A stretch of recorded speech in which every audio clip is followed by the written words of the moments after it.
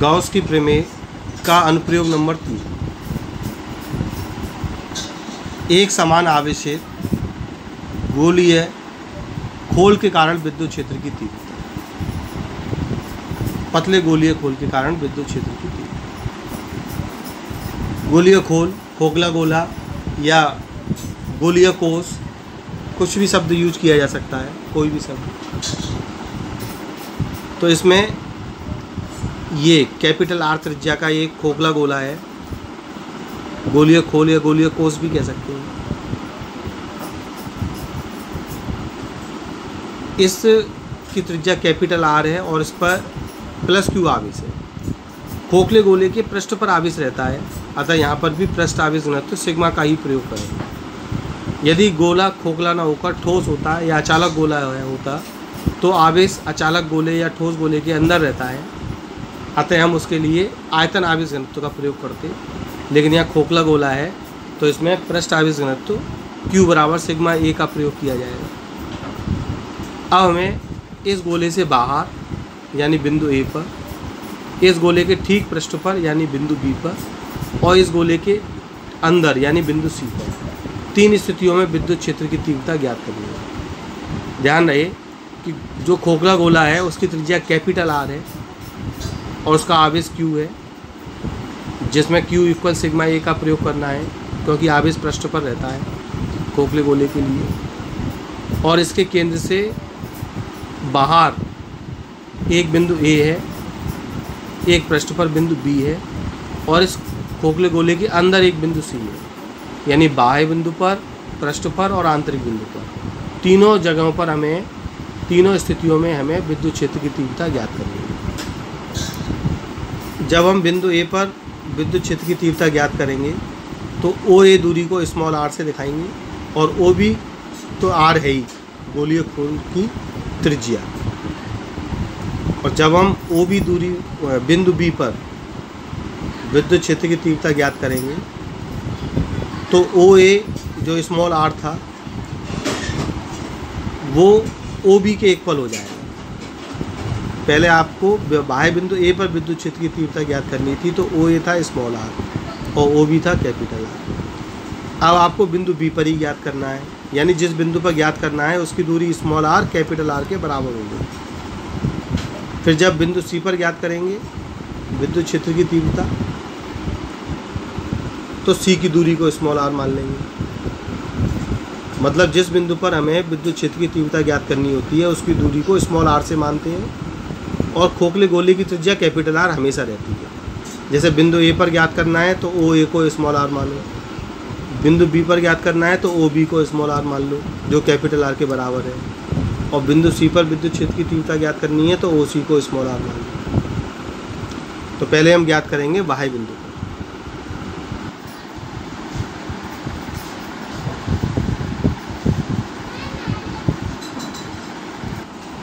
Case first, बाह्य बिंदु पर। बाह्य बिंदु पर हम निकालेंगे यानी स्मॉल r की वैल्यू कैपिटल R से ज़्यादा है। जब आप बाह्य बिंदु पर ज्ञात करोगे तो स्मॉल r की वैल्यू कैपिटल R से ज़्यादा हो। जैसा कि आप चित्र में देख पा रहे हैं कि बिंदु A के लिए OA स्मॉल r है जो OB से बड़ा है। तो जब बाह्य बिंदु की बात करेंगे तो स्मॉल r की वैल्यू कैपिटल R से ग्रेटर होगी। जब पृष्ठ पर बात करेंगे तो स्मॉल r की वैल्यू कैपिटल R के इक्वल होगी। और जब C की बात करेंगे तो OC को स्मॉल r कहेंगे और स्मॉल r की वैल्यू कैपिटल R से छोटी होगी।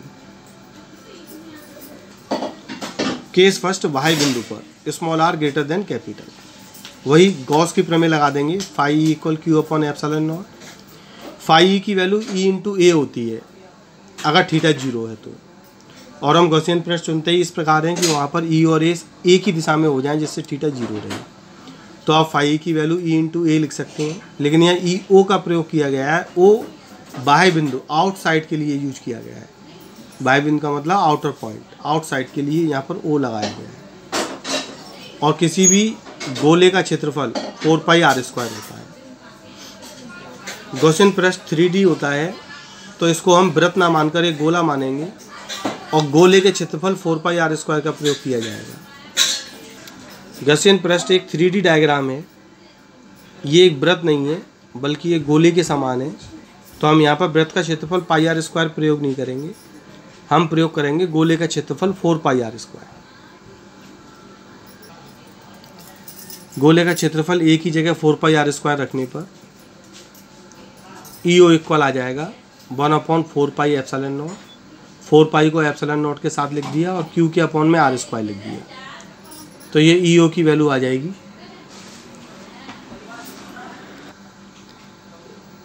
क्यू इक्वल होता है सिग्मा इंटू ए, और मैंने बताया था कि यहाँ गॉसियन पृष्ठ जो खोखला गोला है उसका क्षेत्रफल होगा 4 पाई आर स्क्वायर, क्योंकि खोखले गोले की त्रिज्या कैपिटल आर है। खोखले गोले की त्रिज्या कैपिटल आर है। क्यू के मान में हमें उस खोखले गोले का क्षेत्रफल लेना है 4 पाई कैपिटल आर स्क्वायर के साथ, और यहाँ हमको गॉसियन पृष्ठ का क्षेत्रफल लेना है जिसमें स्मॉल आर आएगा। यहाँ जो क्षेत्रफल है वो गॉसियन पृष्ठ का क्षेत्रफल है जिसमें स्मॉल आर आएगा, और यहाँ जो क्षेत्रफल है ये खोखले गोले का क्षेत्रफल है जिसकी त्रिज्या कैपिटल आर है। 4 पाई से 4 पाई कैंसिल, तो ये बचता है ईओ का सूत्र, बाह्य बिंदु पर विद्युत क्षेत्र।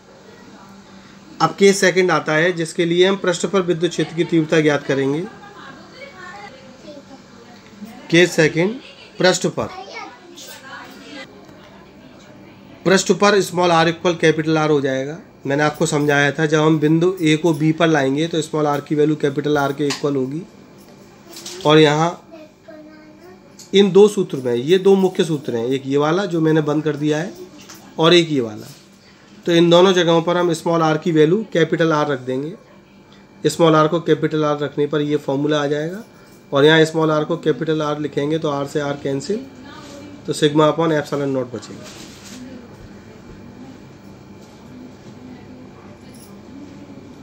केस थर्ड, आंतरिक बिंदु पर जब स्मॉल आर की वैल्यू कैपिटल आर से कम है। खोखले गोले के अंदर आवेश नहीं रहता, खोखले गोले के पृष्ठ पर आवेश रहता है, तो खोखले गोले के अंदर कोई आवेश नहीं होगा, यानी क्यू इनसाइड, गोले के अंदर जो आवेश होगा क्यू इनसाइड वो 0 होगा। और जब गोले के अंदर कोई आवेश ही नहीं तो बिना आवेश के विद्युत क्षेत्र भी नहीं हो सकता।